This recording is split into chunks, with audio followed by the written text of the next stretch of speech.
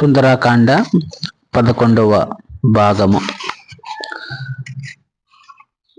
పవిత్రాత్ముడైన తన సోదరుని ప్రభావం వలన రావణుడు ఎట్టకేలకు తల ఒగ్గి, వానరులు తమ తోకలను అపురూపంగా భావించుకుంటారు. అందువలన ఈ హనుమంతుని తోకకు నిప్పుపెట్టి లంకాపుర వీధులంతటా ఊరేగించండి. ఇతను ఎలాంటి వీరుడో అప్పుడు ప్రజలు తెలుసుకోగలుగుతారు. ఆ తర్వాత దగ్ధమైన వాలంతో ఇతడిని విడుదల చేసి ఇతని బంధువుల వద్దకు తిరిగి పోనిచ్చి గొప్ప అవమాన బాధను పొందనివ్వండి అని అన్నాడు.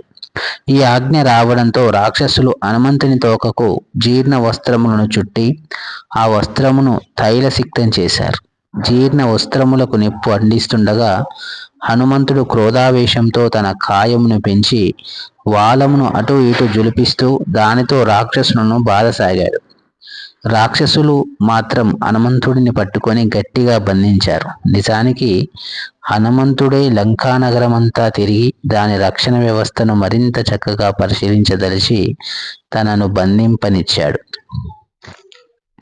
రాక్షసులు పురవీధుల గుండా హనుమంతుడిని మొరటుగా ఈడుస్తూ తామొక గూఢచారిని పట్టుకున్నామని ప్రజలకు చాటింపు వేశారు. స్త్రీలు, పిల్లలు, పెద్దలు అంతా బందీని చూడడానికి కుతూహలంతో బయటకు వచ్చారు.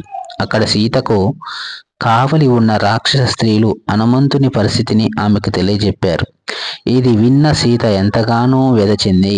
అగ్నిదేవుడిని ధ్యానిస్తూ, నేను భక్తి చేతను తపస్సాధనల చేతను ఏదైనా పుణ్యమును ఆర్జించుకొని ఉంటే అవి ఇప్పుడు వినియోగమై హనుమంతునికి అగ్ని శీతలమగునుగాక అని ప్రార్థించినది.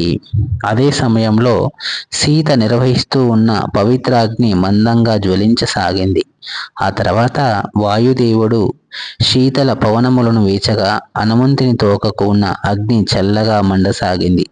అగ్ని జ్వాలలు ఉజ్వలంగా చెలరేగుతున్నప్పటికీ నన్ను కాల్చటం లేదేమిటి?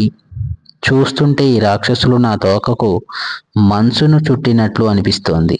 ఇది రాముని కరుణ వలననో సీత కరుణ వలననో అయి ఉంటుందనేది నిశ్చయం అనుకుంటూ హనుమంతుడు ఆశ్చర్యపడ్డాడు.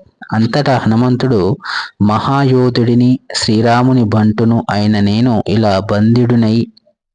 బంధితుడినై ఉండి ఈ రాక్షసుల అవహేళనకు గురి కావటం సముచితం కాదు. జరిగిన అవమానం చాలు అనుకున్నాడు.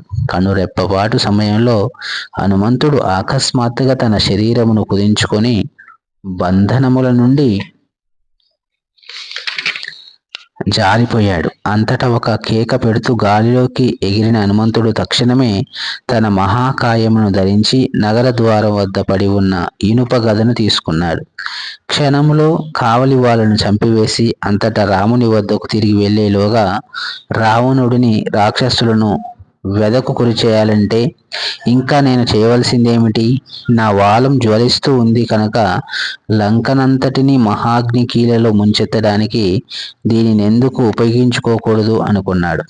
అలా నిశ్చయించుకున్న హనుమంతుడు ప్రధాన సచివుని ప్రాసాదాగ్రం మీదకు లగించి దానికి నిప్పంటించాడు. అంతటా ఒక ఇంటి కప్పు మీద నుండి మరొక ఇంటి కప్పుకు దుముకుతూ పవిత్ర మూర్తి అయిన ఒక విభీషణుని ప్రసాదం మాత్రం వదిలి అందరి ప్రసాదములకు నిప్పంటించగా లంకానగరమంతటా మహాగ్ని జ్వాలలు వ్యాపించాయి. రావణుని ప్రసాదంతో సహా అనేక ప్రసాదములలోనికి కూడా హనుమంతుడు ప్రవేశించాడు.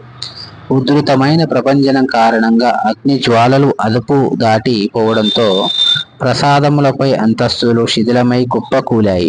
అమితమైన ఉష్ణోగ్రత వలన స్వర్ణ రజతములు ద్రవీభవించి అది ముత్యములతోనూ రత్నములతోనూ మిళితమై లావ వలె వీధులలోకి ప్రవహించినది.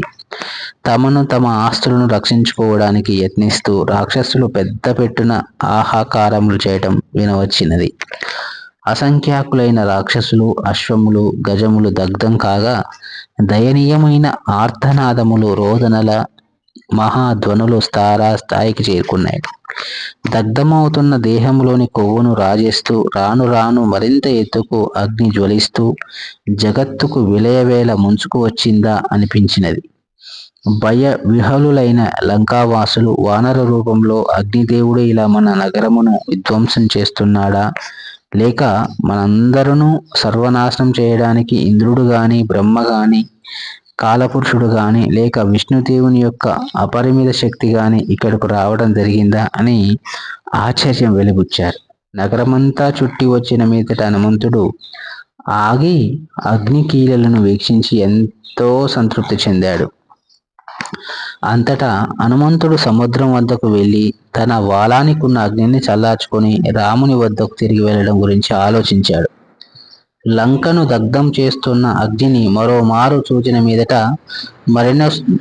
మరణిస్తున్న రాక్షసులు చేస్తున్న ఆర్తనాదము విన్నంతనే హనుమంతునిలో ఒక్కసారిగా ఒక భయంకరమైన అనుమానం కలిగింది. లంకను తగులబెట్టి ఎంత మూర్ఖమైన పని చేశాను. సీత కూడా దగ్ధమైపోతేనో. నిగ్రహించబడిని కోపం ఎటువంటిదో చూసావా? అంతకు మించిన మహాపాప లక్షణం జీవులకు మరొకటి లేదు.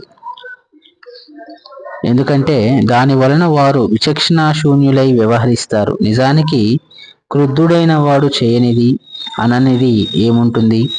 క్రోధ వివశుడైన వాడు తన గురువును, తల్లిదండ్రులను సైతం హత్య చేస్తాడు. మహాత్ములను అవమానిస్తాడు. తన క్రోధమును నిగ్రహించుకోవడం నేర్చిన వ్యక్తియే మానవుడని పిలువదగ్గవాడు. నేను సీతకు మృత్యువును కలగజేసినట్లయితే నా స్వామిని సైతం హతం చేసిన వాడినవుతాను. అందుకు ప్రాయశ్చిత్తంగా నా ప్రాణమును త్యజించాలి. ఆవేశ క్రోధ జనితమైన చర్యలకు దారితీసే వానర మూర్ఖ స్వభావం ఏయమైనది.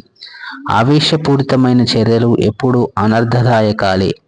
ప్రస్తుత సందర్భంలో నేను ఎందరి వినాశనానికి కారణమై ఉండవచ్చు. సీత మరణించి ఉండినట్లయితే రాముడు, లక్ష్మణుడు ఎంతో కాలం జీవించజాలరు.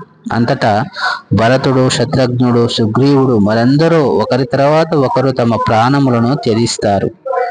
ఈ మహోన్నత పురుషుల ఆశ్రయం లేక తక్కిన జీవరాశులన్నీ క్రమంగా తమ జీవితాసక్తిని కోల్పోతాయి. అలా నేను సమస్త విశ్వం యొక్క వినాశనమునకు హేతుభూతుడినవుతాను అనుకున్నాడు హనుమంతుడు.